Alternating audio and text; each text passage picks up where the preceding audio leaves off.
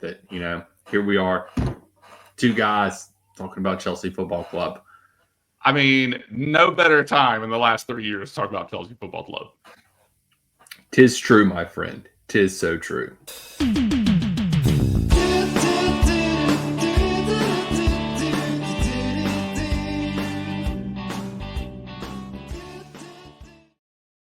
Bippity boppity boo. Welcome back to another Red, White, and Blues podcast. I don't want. Anyway, we're here, and yes, it is. We are one week closer to October, and the best month out of the year. So I'm just counting down the days. Okay, I'm going to hijack our pregame conversation, Daniel. Hijack the pregame conversation. Because there are people out there. Daniel and I famously love Halloween. I think Daniel more so than I. Daniel has gone to. No, I think we're about the same. You think so? I don't know. I think we're about to say because I am not a dress up person. I don't. That's the only aspect of Halloween I don't like. I don't like the dressing up part of it. Everything else with Halloween, I absolutely love. Decorations, movies. I just don't like. If you want to dress up, that's cool. I don't mind that. But I'm saying personally, I don't like dressing up for Halloween.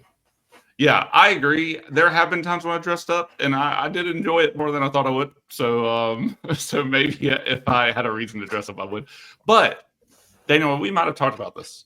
Mm-hmm. I start celebrating Halloween July 5th. Yeah, and I celebrate Halloween.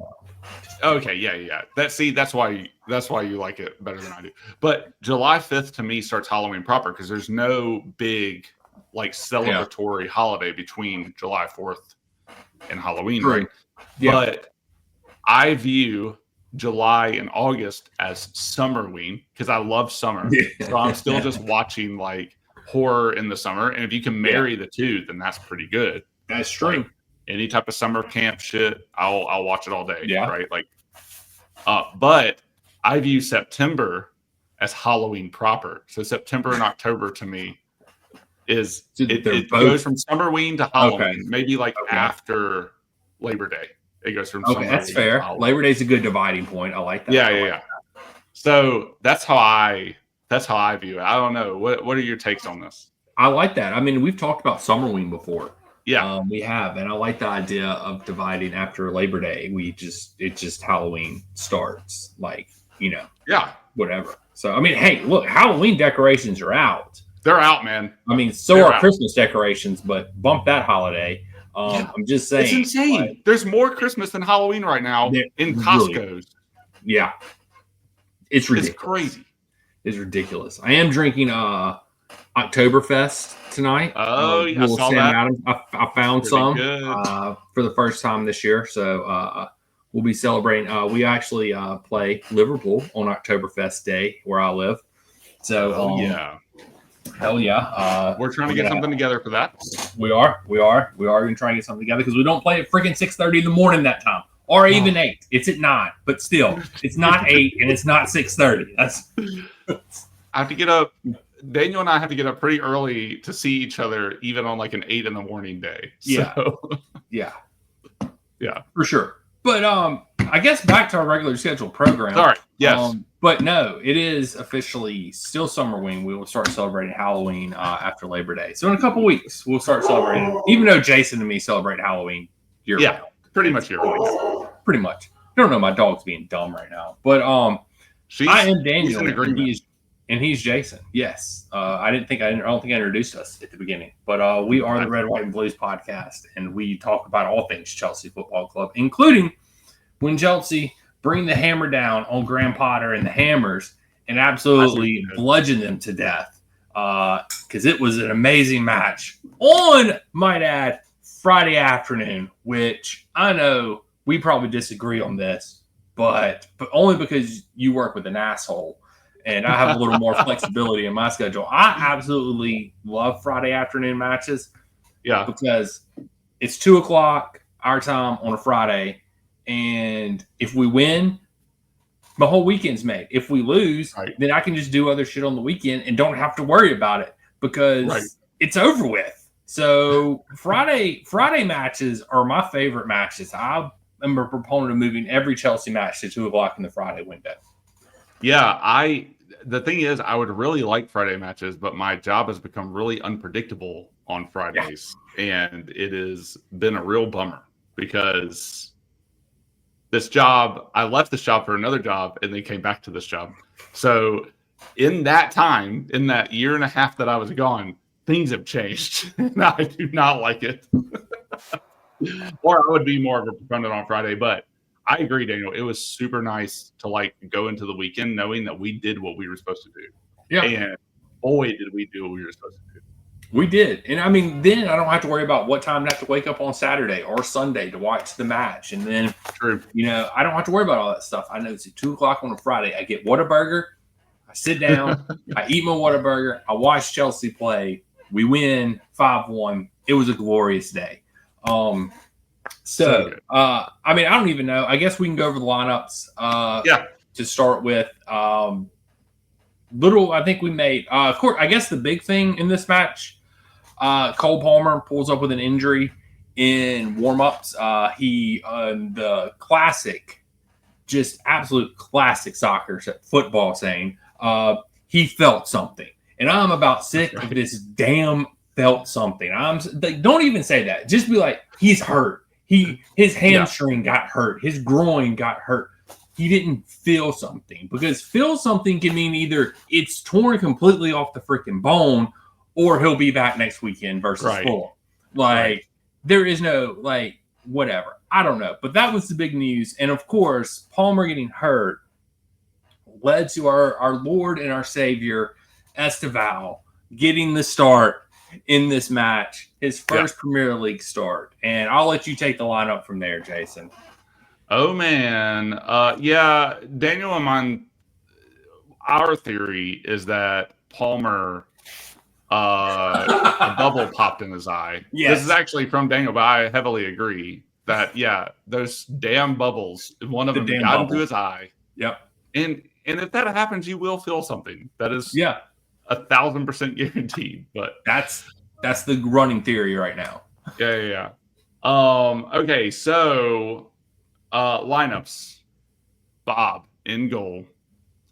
The reason we won't win the Premier League this season probably is Bob in goal, which is really frustrating. Yep. Gusto on the right. Chalaba, RCB, Tosin, LCB, Cucurella on the left. And then you have the classic midfield pairing of Caicedo and Enzo with Neto on the left, João Pedro in the number 10, and Esteval, our savior, on the right after Palmer suffered a bubble popping incident with Delap up top. So, pretty interesting. I don't know much about West Ham, so I'm just not even going to talk about their people. Yeah, there's no point. They suck. They're really bad, but we'll get there. Bad. Yeah, I guess, we can get there. But, I thought the lineup was, it would have been interesting to see, because obviously, I guess, if Palmer doesn't get hurt, he would play on the right. You would think. So, I'm a big fan of Neto on the left. I feel like Neto is better on the left. Agreed. Obviously, this match he scored. I'm a big fan of Neto on the left. I don't know why, just like João Pedro in the middle seemed to work pretty well. Very well. Yep. Delap despite not scoring, Delap had a really good match, and we can talk about that if you want to, because I'm agreeing with, because people, I guess the thing is just because he didn't score, people said he had a bad match, and there's other things that strikers do besides score goals. Like his hold-up play on Enzo's goal where Esteval assists him was just brilliant. He moves and takes players with him, takes defense. He had a really good game for not scoring a goal. He did everything that you want your striker to do except for score. Yeah. So people need to get over the fact that he needs to score every match. And I'm not even a big Delap guy. I thought I was not somebody who wanted to bring him in. I think for the value, though, you had to bring him in for $30 million. I thought it was a good deal all around. But I was not out here waving the Delop flag. He's the next Harry Kane. So this is coming from somebody that's not the biggest Delop supporter, but the guy had a really good game. And people are just dumb, and if he doesn't score, he didn't have a good. No, he still had a really good match. So I think what's absolutely crazy is that I think what's crazy is that in what we tend, because the Chelsea fan base, probably like every fan base, is pretty fickle, right? And so it's just like there's not a lot of nuance and there's a lot of reaction. Yeah. And I think we forget, right? Like Delop, and to the credit of the three players I'm about to mention at the top that you already know, like the three of our attacking four are new to the team. Like, true. Yeah. Brand new to the team, except for two of them played in the Club World Cup for us, and one of them played for his club. Yeah. Right? But true. Outside of them coming mid-tournament into the team, and having hardly any preseason, right? Yeah. 2 weeks. 2 weeks. João Pedro does what he does in the game. We'll get there. Esteval does what he does in the game, and Delop does what he does in the game. Yeah. And we scored 5. Yep. With an attack that is brand new. Yeah. Like, that's insane to me. But because we're fickle and because we're like, oh, well, we won the Club World Cup, and like people are like, oh, they need to be doing all the things all the time. And it's like, we also forget that this team is still incredibly young, but it's weird because some of them have been with us for several seasons now, and like we're literally watching boys become men in Chelsea uniform. Yeah. We're watching people grow up. Like, I think we forget this. Like, as a 40-year-old man, it gets weird to like watch Esteval at 18. Yeah. You know? At 18, yeah. And then like watch my wife's siblings at 18 and go, I don't know. There's like, and I think Jason has just disappeared from this podcast. But what he was saying is that it is weird as 40-year-old men to sit here and say, Esteval, this 18-year-old is the next up and coming thing. Like, it is just, it's crazy. But, the lineup, it is what it is. Defensively, I thought, that's probably the best we can put out there. I don't, Chalobah, Tosin, Reese instead of Gusto, but I get the rotation of Reese. That's a big thing. Keeping Reese healthy for the season is goal number one. So the fact that we're just not playing him every match, or he's not starting every match, good thing in my opinion. Cucurella at left back, best left back in the world right now. Doing what he does in the matches is just insane. But then you got, Caicedo, Enzo pivot is what it is. Some people like it, some people hate it. It works sometimes it doesn't. It was an interesting lineup, and I'll wait for Jason to get back to make this point. Whenever he decides to hop back in here, I don't know when that'll be. But our attack is definitely according to him, his internet blipped. So we're experiencing technical difficulties right now because the internet is sucking where Jason lives. But I think that, with the attack, it is like, that's the thing, is like Neto was the only person in the attack that played last year for Chelsea. The other three guys, none of them played. João Pedro, Delop, Esteval. Esteval was his first freaking start in the Premier League ever. So somehow we still scored, I guess it would technically be two goals from open play this match. So it was a very good lineup. It was a very fluid lineup. I thought we looked a lot better going forward this match as opposed to last match. Don't know if that had to do, it probably more to the fact that West Ham played a little more open. You can attribute that to their dumbass manager, because if Chelsea just play a low block, I know his fans would have hated him for it, but it is what it is. And currently right now, I'm just stalling for Jason till he gets back in here, and then we'll proceed to the next points that we have to make. But anyway, we looked pretty damn good for this match. Outside of the first 15 minutes, which we'll talk about in a minute, West Ham got their goal. But outside of that, we looked pretty darn good going forward. And I'm trying to think of what other points that I can make before we get into like the actual match, just talking about the lineup. It sucks about Palmer's injury. That's the biggest thing, I think, coming out of this match. And I feel like if it would have been bad news, we would have already heard something. So I'm cautiously optimistic that he will show up at Fulham. But if he doesn't and we need to rest him, just look at what Esteval is doing in his first two matches. He is literally just doing everything. He is a great replacement.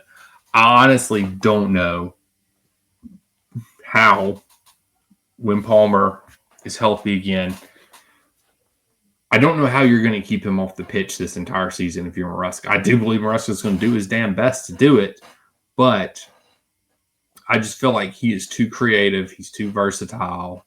He brings too much to the pitch. Now, granted, he's made a couple mistakes in his first match, but he's an 18-year-old playing in the Premier League.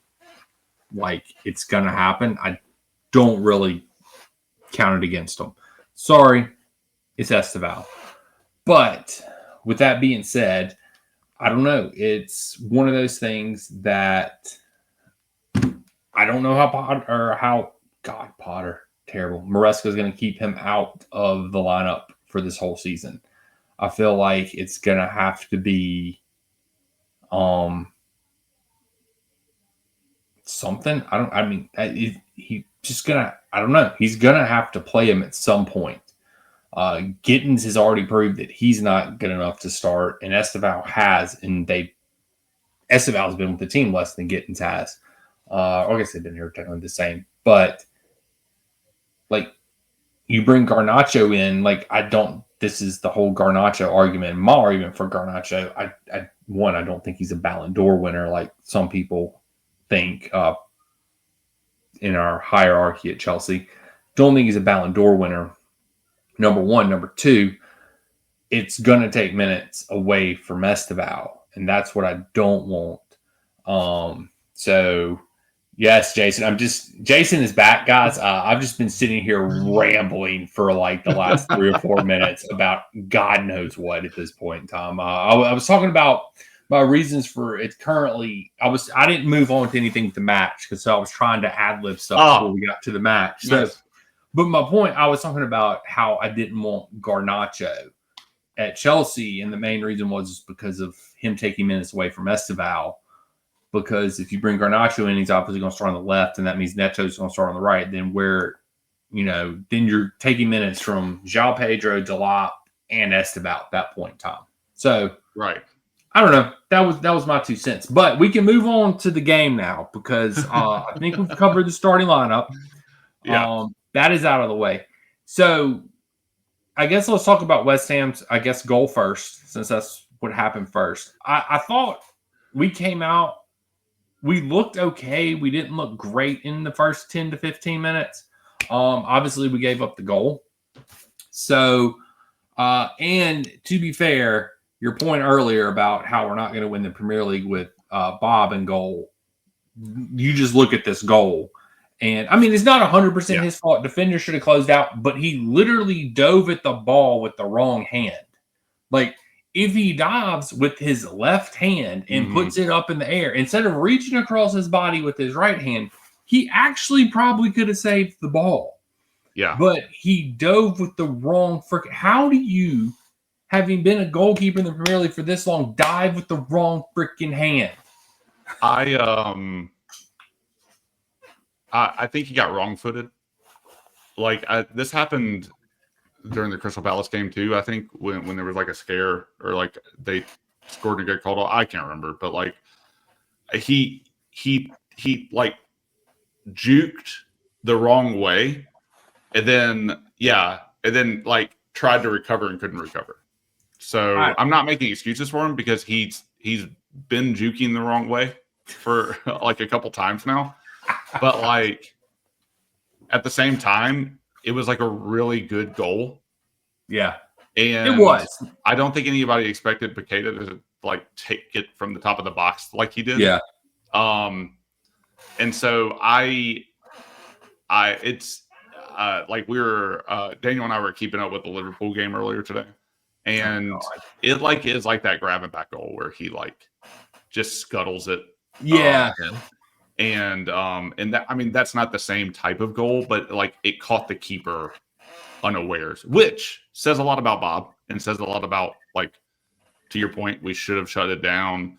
We should have been more aggressive in our defense. And it is annoying that West Ham did that, but I also think it was like a pretty good goal that just is going to be like on the more difficult side of shutting down anyway, because it is outside the box. Like, just it was good 25 yards out, probably. Yeah. Maybe a little less, but yeah. But it is annoying. It's an annoying goal for so many reasons, because Bob is going the wrong way, or he jukes the wrong way. Yeah. And then can't recover, and then uses the wrong hand regardless. Yeah. And to your point, he's been in the Premier League for how long? Yeah. As the number one for how long? So, yeah, it's an annoying goal. And it was like in the 6th minute. Yeah, and our defenders didn't close them down. Yeah. Like, that was the other issue. And so it was just not it wasn't a good goal to give up. That's the thing that sucked about it. Yeah. You know, it was just like, this isn't a goal you should be giving up. Now, granted, I'll credit in the world to Paqueta. It was a hell of a shot. And I'll say that. But just a goal you probably shouldn't have been giving up. And then not too long after that, I guess, what was our João Pedro was our first goal, I believe.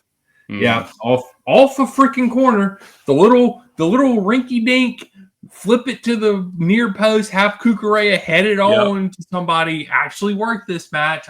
It worked. I'd eat the crow. It worked. I was about sick of it. Yeah. Well, I mean, it didn't work at all during Crystal Palace, but it got close, and we were like, this is getting close. It was nice to see it work.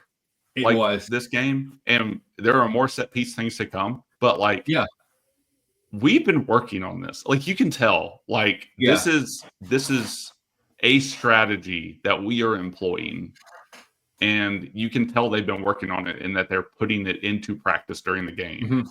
And I mean, Cucurella flicks it on with his head perfectly, and João Pedro, cool as a cucumber, dare I say Giroud style, just puts it right in. Places it perfectly.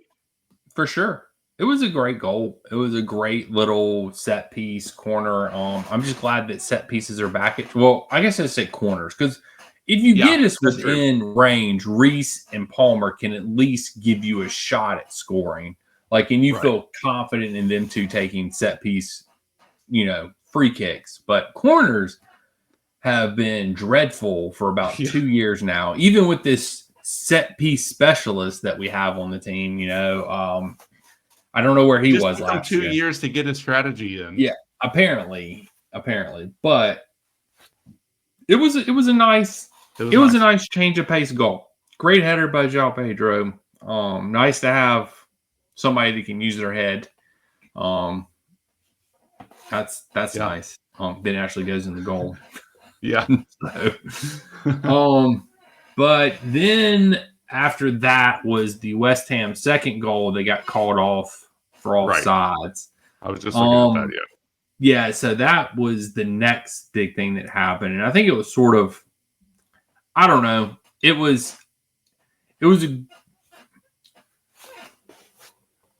I don't know. We got cut open. I mean, that's pretty much what it is. We got cut open, and it could have easily been 2. Thank goodness. It was funny, though, because the announcer, I know you didn't hear this because you weren't watching at this point in time, but the announcer was like, oh, yeah, good goal by West Ham. Cucurella messes up and doesn't track the runner as he's running through. He lets him run in behind him, and then he ended up being offsides, and the guy was like, well, I guess Cucurella ended up being right in the end, not running with the runner, because that's what played him offsides. Maybe he knows what he's doing and you don't, buddy. Yeah. I will say, though, the rest of the back line is in line, though. Yeah. And Cucurella does track him enough to be the last defender. and he was barely offside by a toe. By a toe. Cucurella knows what he's doing, though.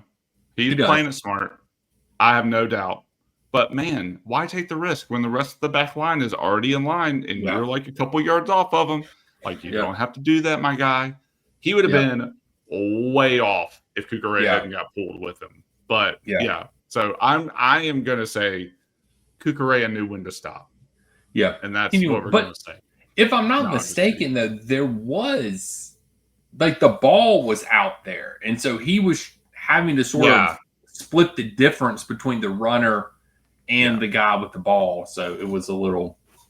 Yeah. But the point is that we did get cut open a couple different times in this game. Like, defensively, we're still not that great. Like, not as good as we were toward the end of the year last year. Even though we did keep a clean sheet in the first match, we only gave up one goal in this match, and it was a worldly goal, too. There were still times where we looked vulnerable.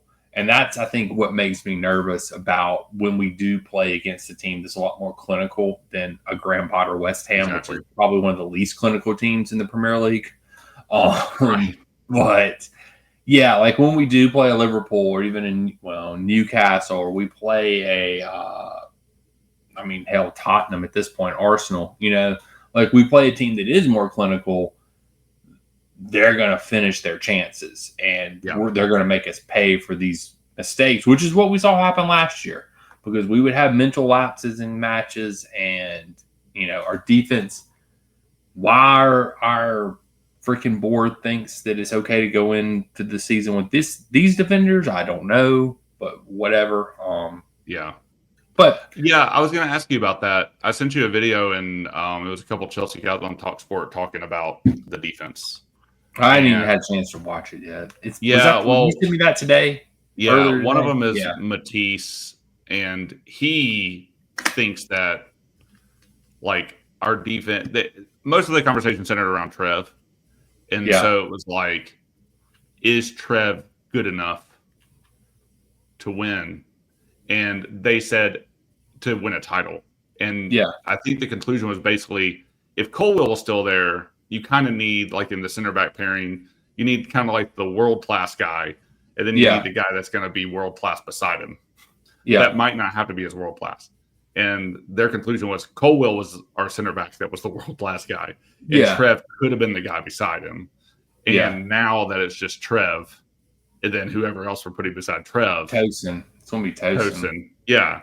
And so one of the guys was still like, I think that they're better than what people think they are. And Matisse was just saying they are not, like, there's going to be those mistakes that they make. And then when you have Bob in the goal, there's going to be mistakes that he makes, and those are going to be the fine margins that keep you from getting to the prim. And I would agree with that. And I just thought it was interesting because I think Trev is really good. Yeah. And it is nice that he's back there. I think Tosin can be good. Is that the center back pairing that can be consistently good on a world-class level over the course of the season? That's the problem. Probably not. But we also won a Champions League with David Luiz. So, but I mean, I think David Luiz is better than both of them. So he was good for that season.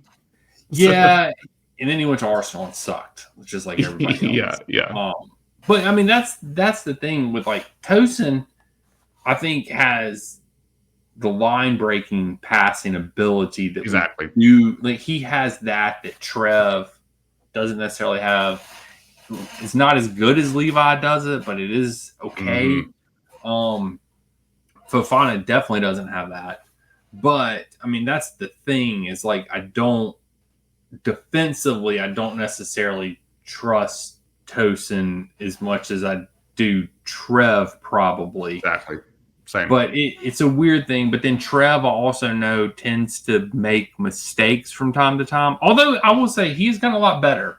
Like, he has improved massively. I think his improvement is not counted enough. Because I think a lot of people remember a couple of seasons ago when he would, I mean, we literally nicknamed on this podcast, oh, there goes a Chalobah. Like, every match, there was a Chalobah. It was going to be a Chalobah moment every match. You know? So, but he has improved immensely. And then Fofana is just the wild card in all this because you don't know what you're getting.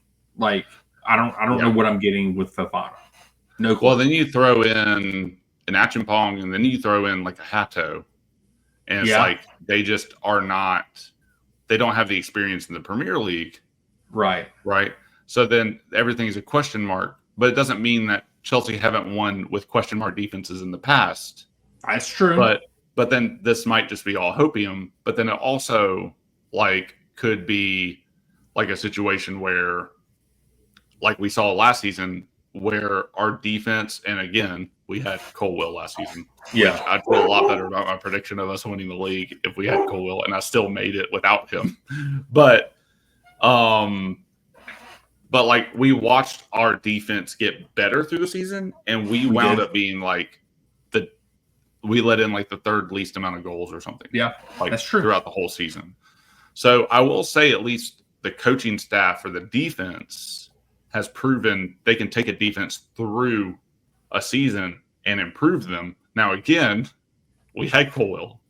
So that's the big question mark. Like, can our defensive staff and the players overcome the loss of arguably like our world-class center back? Right. And can you do that with an injury-prone world-class right back? Whoa. Let's pump the brakes on Wesley being world-class right back. Oh, no. I said right back. Sorry. I'm talking Reece. Oh, you're talking about Reece. My bad. We don't have a world-class center back right now. Sorry. Okay, yeah. There's no world-class center back, but we do have a world-class right back. Right. We have a world-class left back in this system. Hey, best left back in the world. I said it earlier while you weren't here. Oh, okay. Right. But like, we have like some scattering, but then Bob has to have the season of his life. Like he has to have like an Eduardo Mendy level type season. Yes. And that was like a one season for Eduardo Mendy. We need Bob to be able to do that this season. Yeah. And so I don't like all of the stars have to align for this defense without Colwill to be good, even though I'm with you. I think people are sleeping on some aspects of our defense, including Trev, especially Trev.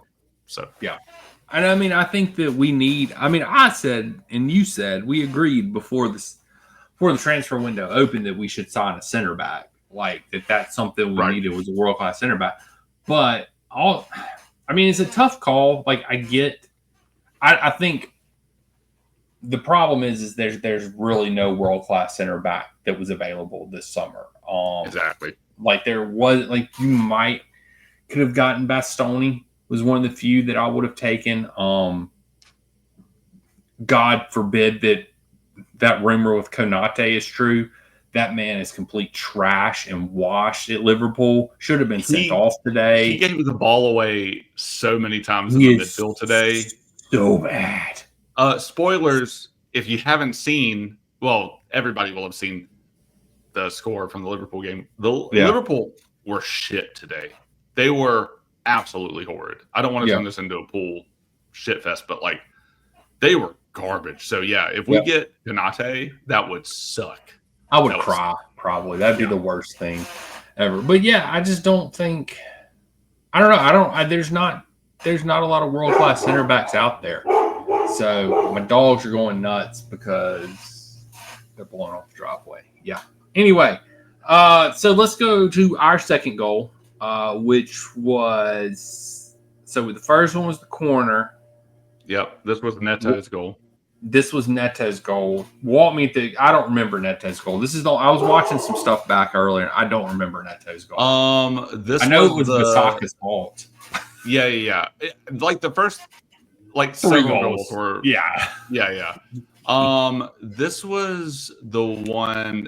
And I had to watch the highlights earlier today because I haven't watched the match. But this was the Pedro to Pedro goal. Oh, okay, yeah. So, Pedro or João Pedro, I can't remember. He crossed it across the box to Neto somehow. I can't remember if it was over or under. And then Neto just drilled it past the keeper. Yeah, like right in front of the goal. Yeah. So. Yeah, Neto, Pedro to Pedro, the Brazilian to the Portuguese. So yeah, I don't know. It was a good goal. I guess I don't really remember that goal. I'm going to be honest with you. It was at least a goal that wasn't from a corner. That's true. That is true. So yeah, it was, whatever. I don't know. So I'm trying to go back and watch the highlight right now. Yeah, so we went up 2-1. I really just want to get to the third goal, Jason. Like, that's the only goal I care about in this match. That's just the one I want to make it to. Go for it. So third goal comes when our savior decides he wants to just take over the game. Fair play to Delop with holding up. Was this Was this before halftime or after halftime? Before. This was in the 34th minute. Okay. Gotcha. I just want to make sure. So I don't remember who passed it to Delop. I don't remember. I want to say it might have been Chalaba. Somebody passed the ball up to Delop, and he held the play up and just laid it off for Esteval. And then Esteval dribbled through the entire West Ham defense, not being sarcastic there either, guys. 100% everybody on the West Ham's defense was made to look stupid by Esteval. And then he just crossed the ball across the goal, and Enzo Fernandez put it in to the back in the net, Brazilian to Argentinian connection. And this is something that we saw Enzo do a lot last year, is whenever he gets in that more advanced role and gets into the box a little more, and he seems to play better that way. Because let's face it, Enzo's first game this season and last weekend was a stinker. It was not a good match. Yeah. Better this week from Enzo Fernandez. He still didn't play perfect and up to what I think he can play, but he definitely played better this week. But Esteval just with an amazing assist to Enzo. Great play from him. Great finish by Enzo. So it was just it was one of the better team goals that happened in this match. It was a very long build up to this goal. I forgot, it was probably 20 plus passes to get down there, because we essentially built it out from the back, passed around, of course, between our center backs a couple of different times, and then eventually got it up to Delop, who laid it off for Esteval, who then put it on a platter for Enzo. Chalaba, at least from this point on, Chalaba gets the ball, gets it to Esteval, who lays it off for Gusto, who then kicks it up to Delop, who just lets it bounce off of him back into Esteval's path, who then runs past the defense. So it was all the way to the byline. Yeah. Yeah. Okay. And then past the player, past the goalie, straight in. I mean, beautiful. This kid's amazing, man. He really is. He is amazing. It really is. And Chelsea wasn't. Yeah. Oh, and he had chances too during this game. He should have scored. He should have scored. He waited too long. He tried to wait for the perfect moment instead of just trusting his instincts. He'll get there to shoot it. Yeah, he'll get there. I'm not worried about it. But I mean, it is nice. I mentioned this, I think, earlier while you were gone, because I was just having to ramble about shit. But it is nice knowing that if Palmer doesn't play against Fulham, Esteval's just going to be out there on the wing. Exactly. Like, it's like, okay, well, Palmer's not playing. Cool. Esteval is, though. So almost sort of like, Palmer, just take it easy. You'll be all right. Let's let Esteval get some minutes here. So, well, yeah. I mean, that's a really good point, though, because it is nice that in the same way that we worried about Colwell going down and it happened, there's always a worry if Palmer goes down. And that worry has been alleviated, especially after this game. And that, again, we're playing West Ham, who were horrible. One of the worst teams. They might go down this year. I mean, yeah. After this, I was rethinking. Oh, no, I think I've said West Ham would go down. But I'm rethinking several teams going down now that are not the three that just came up. Sunderland. Not, even though they lost this weekend, not Sunderland.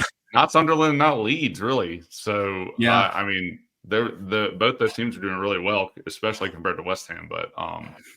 But yeah, it is so nice, like, to know that we have this player coming in who is absolutely composed, so young, and it's just already like such a just well-rounded player. Like it's incredible. It really is. It's fun to watch too. I think that's the thing. Because we didn't get to watch Hazard do I guess whenever he started, because back then it's we didn't have access to every Premier League game, so it was sort of just you watch when you can. We would always try to watch Champions League matches because of course that's the biggest tournament. Premier League matches, I know you were in school. You were doing school stuff back then. I was doing other stuff. So we didn't have a lot of weekends free to sit down and that wasn't the forefront of our minds, to watch him play. So it's cool seeing Esteval come through here now. And we are getting to watch every one of his matches. We are going to, make a point to watch this kid grow up for 2-3 years at Chelsea and then get sold to Real Madrid. But I'm going to enjoy these 2 or 3 years while Esteval is here. So, but yeah, it is fun to get to watch him progress through his Chelsea career and start out. Because that's one thing I miss about Hazard, not being able to watch every match whenever he was here. Mm-hmm. The matches, you did get to see, it made that much more special, I guess, because it was always something brilliant that he did. Right. But, so that brings us, that was halftime, I think, of the match. And then, since we're so deep into this podcast, let's go to the second half. We'll talk about that. We'll talk about that other thing at the end. Okay. So, second half, first goal was Caicedo, wasn't it? Off the corner. Yeah. Mm-hmm. I mean, these next 2 goals are pretty similar. It's just, it's off a corner. So we scored, Jason, not 1, not 2, but 3 freaking corners in a single game. That's insane. That is insane. I think Jason just froze on me, or either he's doing a really good job of faking her. I can hear you again. Yeah. Okay, you're back. Okay. Hey, we give it to you raw here. Yeah. At the sorry. You get to see how the sausage is made at the Red, White, and Blues pod. We leave it all hanging out for you. Yeah, we do. I'm done. I'll stop. Man. This is me and Daniel do this in real time, man. Sometimes problems creep in. So it's okay. It's all good. Just like the Chelsea team. I thought you were just staring in amazement and awe of us scoring 3 corners in one match. I am doing that as well. I mean, I'm just saying, Arsenal who? That's all I'm saying right now. I don't know. I mean, look, Caicedo scored 1. His sort of ping-ponged around, and then he actually had a pretty decent, little volley to finish his. His was a really good finish. It was more difficult, I think, than what people realize. Yeah, it's not easy to do what he did all. It's not. It's not. Yeah. And I said it in my blog post that'll come out tomorrow. If any match Enzo and Caicedo score, we're not losing. If both of them score in the same match, no way Chelsea can lose. So true. And then Trev scored the last goal, I believe. I don't really remember how his went in. I just remember he scored. I think it just ping ponged around and he just kicked the shit out the ball and it went in the back of the net. Yeah, a corner comes in and then it gets knocked into the air. And then Enzo flicks it back towards Trev, towards goal, and right in front of goal, he kicks it right past the keeper. Yeah. So I mean, look, this very much reminiscent of Wolves last year when we went down there to Wolverhampton. Just absolutely, I think we beat them 6-1 last year. Very reminiscent of that match early in the season. Absolutely destroyed the team. Did what we were supposed to do. So hopefully we can just keep this up. Because I think Crystal Palace, they were in form. They were a good team. They were well organized, well drilled. Right. They played a low block. It kicked our asses. So it is what it is. But we got Fulham next weekend. I believe, what did we lose and draw to Fulham last year? I think so. Yep. I think we lost one and drew one to Fulham. And I think we drew it late too. Like it was like a late. Was that the one where Reese came on and had the free kick? Was that Fulham last year? I think you're right. Yeah. And it was like late in the match, and he like had the hell of a free kick. I think that was Fulham last year. But yeah, so it is. It is what it is. Like I'm not. Yeah. I'm pretty. So according to Fop Mob, Cole Palmer is doubtful. I see that too. Yeah, I was just looking for an update for him. Yeah. So we might see something. So we beat Fulham last year and they beat us. Okay. So we split last year. So they beat us 2-1. We beat them 2-1. So yeah, the second match was when Neto scored in the 90+3 and Tyreek scored in the 83rd minute. Yeah, okay. I remember that match now. Okay. So that's when, we lost to them when we were going on a really bad run or started going on a really bad run in December. Yeah. Mm-hmm. Yeah. That's the first time Fulham had beaten us in a couple years, actually. A couple seasons. Yep. When you got any more thoughts on the West Ham match? Any words of encouragement for Graham Potter, Jason? No. Okay. The thing is though, right? Like I feel bad for people like Potter because like I don't think he ever had a chance. And like it gets weird because like if Chelsea comes knocking at your door.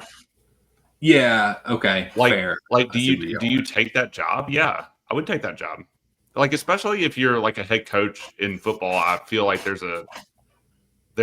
there is like a level of like attitude and swagger and self-confidence you have to do something like that, right? Yeah. And like there's a lot to be said about somebody that can go into a locker room full of like varying ages of men that all have that same swagger and attitude and try to manage it and get them to win games and motivate them constantly. So I feel like you gotta have like a tendency about you. And so, yeah, like I think that same thing would like translate into, oh, well, Chelsea think that I'm the guy for this job. I'm going to go give it my everything. And like, the problem is like some guys like Graham Potter, like I can't even pretend to know what it's like to like try to do that. But like at the same time, like we can look at it from the outside and go, you just aren't made, like you need to go back to like the 14th level of Swedish football. Yeah. You know what I mean? And like that's where you need to be. And man. So in a sense, I do like pity him, but also I don't think he's a good manager. And you're seeing that like he wasn't a good manager getting a shit ton of resources that granted were being picked for him, but like some of the best resources you could get at the time when we were spending some of our largest amounts of money at the time. And then he's not a good manager at a club that gives him nothing because West Ham did nothing in the transfer window and don't have the money to do so. So like, I don't know where he's good at, but I wish him luck and thank you for giving me a point on the prediction sheet because he's going to get fired soon. Yeah, that is true. He is very likely to be the first to go. Yeah. In terms of the game, though, like I am at least encouraged. I do worry about our back line. I also like what I was saying earlier. Like I think people forget like these kids at the top of the attack are new, and we usually give time for teams to gel, but it's such a weird thing that we're in now where we won the Club World Cup and like we have this momentum already going into the season and we already have like these thoughts of like what can be accomplished, like more so now than we have in years. And so I think there is this level of like recency bias that is creeping into all of our commentary and all of our things. And man, I'm on the hopium train too. I was trying to shoot the moon on our predictions episode like several weeks ago where I'm like, I think Chelsea have a weird outside shot for this. Mm-hmm. I'm probably going to be really devastated when we lose our first match of the season, and it's going to be weird because like we've been riding the hope train for so long. So yeah, I think we are still in a good place, and the most encouraging part about this is that we actually were able to score off some set pieces. Mm-hmm. Discouraging part is we're doing this against West Ham. So, right. like, put it in perspective, like, we couldn't break down Crystal Palace. Like, we need these types of moments, like we're putting the ball in a good area and we get the lucky bounce or we get the second bounce or, like, we're in a good position, take a bounce, like, and actually do something with it. And, like, watching Caicedo just put an ankle to it. I don't even think he got his foot to it. Like, he literally put the outside of his ankle to it. Yeah, and was true able that. to the goal. Like, that hasn't always been here in the last several years. So, like, that's the encouraging thing to me is we do have a hunger and we do have a belief. And I don't think we've had either, at least not at the same time, since Bowley and Co. took over. Because we have watched like the Chelsea teams go down one and never recover the entire game. Mm-hmm. Like last year, or especially the year before, there would have been some games if we'd gone down one in the 6th minute, I would have felt like the game was over. Mm-hmm. So I think like there are encouraging signs. I think we're still invincibles right now. Yeah. So so as are like 7 other teams, but but I still think we have a weird outside shot to do some amazing things this season. It's not even an outside shot to do the amazing things, but it's a weird outside shot in belief that we can win the league. And there are question marks all over that, and the probability of that's low. But I am weirdly encouraged by this team and how easy they've gelled together, and I think we're taking that for granted. And some people are like me, and we just use it to ride a hope train, and some people are just using it to weirdly criticize, like, kids that have just got here in the club. So, yeah. Like, I mean, it's a weird narrative right now again around the club, even though it streams positive overall. Yeah, I would agree. And I mean, I think that's what you just like what you hit on. Like we talked about going into the season. One of the reasons you were so positive is building off the momentum from like the Club World Cup, and I think that's just what every match we've just got to build off the momentum from the last if it's positive. Exactly. And if not, you just got to learn from your mistakes and move on. Like, you beat West Ham 5-1. Don't take that for granted. Don't get cocky about it. Just take the momentum from that and saying, okay, we scored 5. Let's go keep a clean sheet this next match and score some goals again. Because I mean, it's like you said earlier in this episode, like that was 3 of our 4 new attackers this last season or this last match we didn't have last season. So, like, that's crazy. So, I don't know. I did just read it's not confirmed yet. Palmer's having a scan tomorrow, but the belief is it's going to be 4 to 6 weeks. Oof. So, his groin, that's Simon Phillips reported it, who is generally a pretty decent journalist. So, he's saying don't hold, like, he's like, nothing's confirmed yet. The scan is Tuesday, so it's Tuesday in England now. But he's saying from what he's heard is the worst 4 to 6 weeks probably is what we're looking at. So that sucks. But then again, like, I'm not like devastated by this news. I just look at this as a positive that Esteval, if he's out 4 to 6 weeks, Esteval's fixing to get some more minutes. Exactly. So I thought we looked pretty darn good last week without Palmer. And I think this will only make this team better because these guys will learn to play together. And we've already seen what they can do with Palmer. So this is only going to make them better. So, yeah, I agree. I'm here for it. I'm here for it. Sucks that he's hurt. I hope he's not. I hope it's not 4 to 6 weeks. Don't get me wrong. I'm not saying that. But it is what it is. You got to deal with it. You got to deal with an injury. So what? You deal with it. But we got Fulham this weekend. They have drawn both their matches this season. But I guess we need to make predictions. It is at the Bridge, which is not a fortress anymore. But I guess I don't know. You want to make predictions? Yeah, I'm ready. All right. Let me look at one thing. I want to look at one thing. Hold on. I want to look at one thing. I will say this about Fulham while you're looking at that.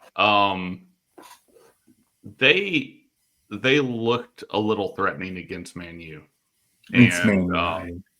Yeah. But I mean, we were both thinking Man U might do a little bit better this season than they have been. That's true. We did say annoyingly, it's Tottenham that are doing decently well. Yeah, I know. So far. But then also, we did talk about where City going to be able to, like, were they actually going to be that good? Yeah. And after the first game, everybody thought so, and then they go lose to Tottenham. So it's already shaping up to be a weird season, and I think anybody is going to be able to get something weird on their day if it is their day. So yeah, I will just say that I watched part of the Man U Fulham game, and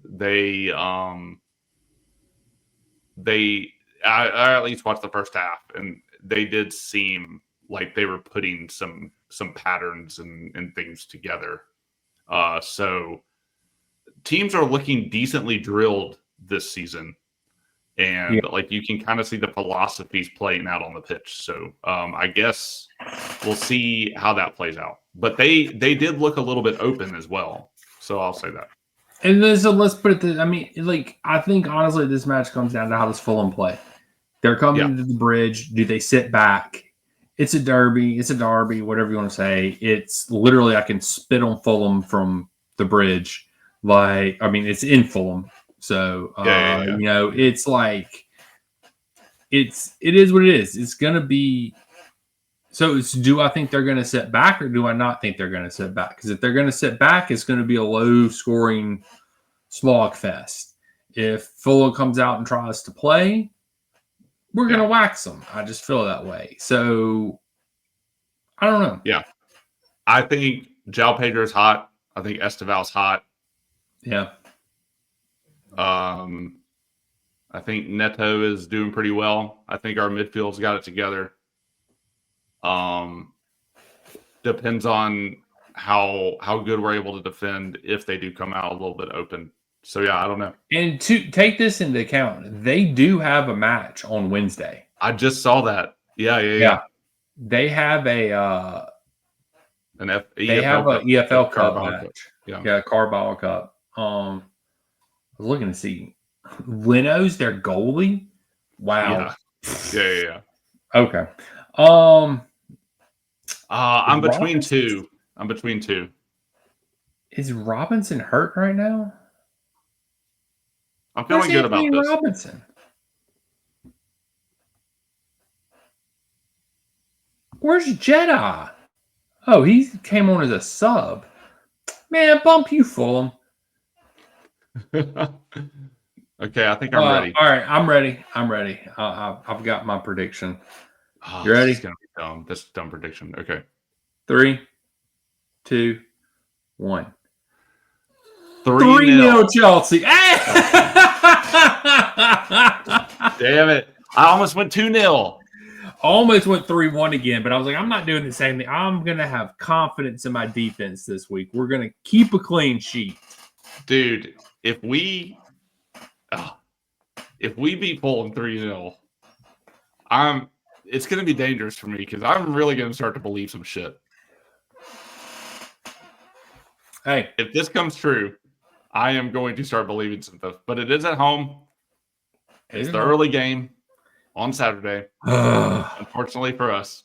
But F being an American sometimes, man. I love it sometimes. I hate it I hate it when it comes to the Premier League. Every damn time there's a 6:30 match. I really hate being American at that point in time. Man. Wild. But yeah, there's that. I guess so. Jason and me, I got riled up again on Twitter today, Jason, because somebody started bringing discussion here. Yeah, this post match. Yeah, post match discussion that going to extra time now, I guess, if you will. That somebody posted about the front of shirt sponsor again, and how could you be mad at the hierarchy for not having a front? I'm just gonna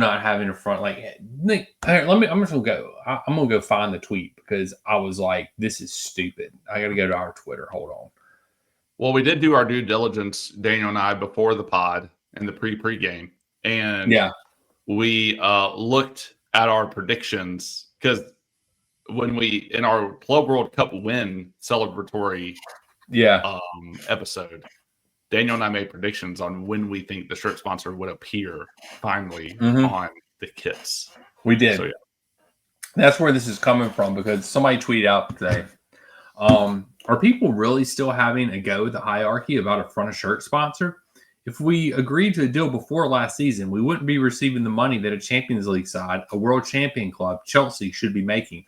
Now we have all the momentum in the world, but we still don't have a front shirt sponsor, and it's 3 matches in this weekend, and we still don't have one. I mean, maybe I don't know how the shirt sponsorship deals are structured, but like we have proven over and over again that we do weird ass contract shit. Abramovich did it. This regime is no different. Yeah. Why couldn't they have structured a deal that was like, hey, it's this for this year, but we have high hopes for next year. They wouldn't pretend like they knew it was going to happen the whole time. And all these people, probably that person, are pretending that they knew this was going to happen the entire time. Yeah, which had question marks all over it. But like, you can go, hey, we're super hopeful. We believe in this team. We believe in Maresca. Yeah. We believe we're going to get Champions League next year. We'll structure the deal. Or you just do it one-off. I mean, they clearly did the first year they were here. Yeah. Yeah. They clearly did a one-off. Yeah. And they did some weird stuff where it's like, it was shady. We're doing Infinite Athlete and they own it. I don't understand this mentality of like, oh man, see how smart they are to wait this long into a season, but they won things, but we didn't really know we were going to win things, but see how smart they are? This is some 4D chess shit. This is dumb. It is dumb. It is money on the table. I still think we weirdly talk about money a lot in football, like from this vantage point, and we don't know. And I think all commentators are like that. We talk about money, but we use it as like a rating scale of how good something should be, weirdly enough as well, which I think is insane, but whatever. I think the money thing is weird, but like the fact that we don't have one is equally just as weird as those conversations that we're doing from our vantage point. And to pretend that it's like there's some masterminds behind this is insane to me. Those people are living in a fantasy world. They really are. And I think that's the thing that pisses me off about the whole thing, is because like you act like everything was a guarantee. Like we weren't guaranteed Champions League. We weren't guaranteed the Club World Cup. So would you still be saying this if we didn't have those competitions, if we didn't have those wins? Like, no, you wouldn't be saying that. So like it's frustrating. Like I get it. Okay, we're going to get more money now, but we also missed out on at least $40 million last year. Yeah. So that's $40 million that we don't have to comply with UEFA, who were already being fined by and struggling to comply with for next year's Champions League, or for this year's Champions League, because we screwed up our books last year. So you mean to tell me that $40 million wouldn't have helped with that? Right. Like, that's the thing in all this. It's like you said, you could have done a one-off, or you could have just structured it in a way that's saying, okay, you give us 35 this year or 40 this year, and then if we make Champions League, you give us X number of dollars again. Like you give us more. You give us 60 million if we make Champions League. If we don't, everything stays the same. Like this isn't like they act like these people are business savants, but I'm like, this is like basic contract 101 stuff that I'm not even a business major. You are a business major, so I'm sure you have more insight into this than I do. And I'm just sitting here, and I'm just sitting here thinking, like, yeah, I could come up with some kind of deal that would work for these companies. And then the thing is you don't have it in place by the freaking first match of the season. We're 3 matches in now. Fulham will be our third match of the season. No front of shirt sponsor. Still none. And crazy. It's just like, when is it going to end? When is it going to end? But you and I predicted when it might end. We did. We did predict. You share with the predictions with these people, Jason. Okay, so Daniel and I were pretty loosey-goosey about this. If you want to go listen to it, it's our celebratory match pod that we did after the Club World Cup. And it's about an hour in. And Daniel poses like, I think you posted like our first prediction of the season. Yeah. And so our first prediction of the season was before July 31st or after. And we both agreed after. So you took it a step further. And it was, okay, well, before or after Champions League. And you said 3 or 4 games in, this is probably when we'd have it. And I said... So that would be Brentford. That would be the Brentford match. And I said right before Champions League, which would be right after the Brentford match. So it's either we do it before Brentford, which is Daniel's prediction, or after Brentford, which is mine. And if we go after mine, we're going to have to do a whole special episode where we just rant and rave about this shit. And we should just hate read people's tweets defending it. Okay. We should just find that and we'll hate read it and we'll make fun of them. And then we'll do it for about 30 minutes. I'm okay with that. I love that idea. Okay. I love that idea. So I hope my prediction doesn't come true. If the Man United match comes around, and there is no front of the shirt sponsor by the Man United match, the next week we will do a special hate read episode. We should do this anyway. Yeah, we should probably, but we will literally hate on anybody that says it's a smart idea at this point in time. Yeah. So because at that point in time we will be a month and a half into the season. After almost 2 months into the season, and still no front shirt sponsor. That'll be our 5th game. That'll be our 5th Premier League game, and after our first Champions League game, if we don't have that. And let's not even talk about the fact that we're having trouble complying with UEFA rules right now. Now, to be fair, I do think this rule is somewhat shady as shit, and they're like, you can only count people that were on your A list last year. Like, that's just some bullshit. Like, they're making up rules at this point. Crazy. Like, I have a problem with that, but that's. But it's because we were out of compliance with. So far out of compliance, because apparently selling your women's club to yourself doesn't count. Who could have seen that coming? Counts for the FA, though.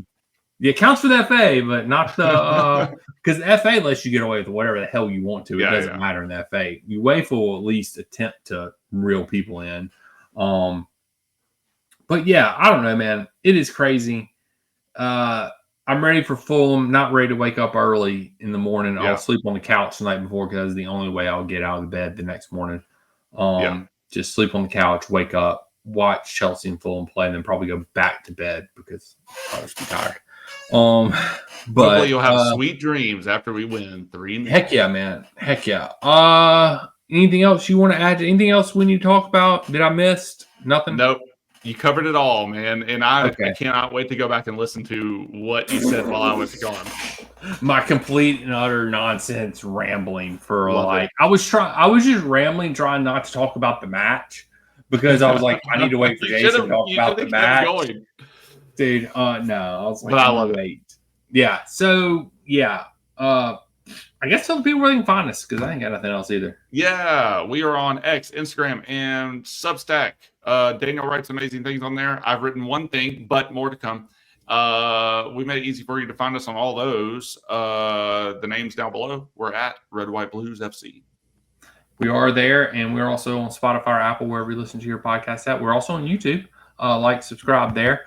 Check out our videos from this past Sunday. We are officially chasing a Cole Palmer rookie card in some packs. So we are starting to put out some pack opening videos. We have Premier League pack opening the new Topps cards from a couple weeks ago. And Jason has procured a hobby box, because he got lucky and got his name drawn for the U.S. that we're going to go halvesies on. And so we are going to do that, and we're going to open up those cards on the channel one day. I don't know when that's going to be. Probably sometime in September, because they don't come out till then.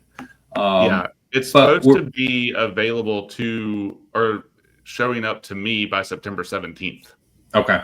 So, but I also don't know why they're not selling stuff through the Topps US store, which is weird.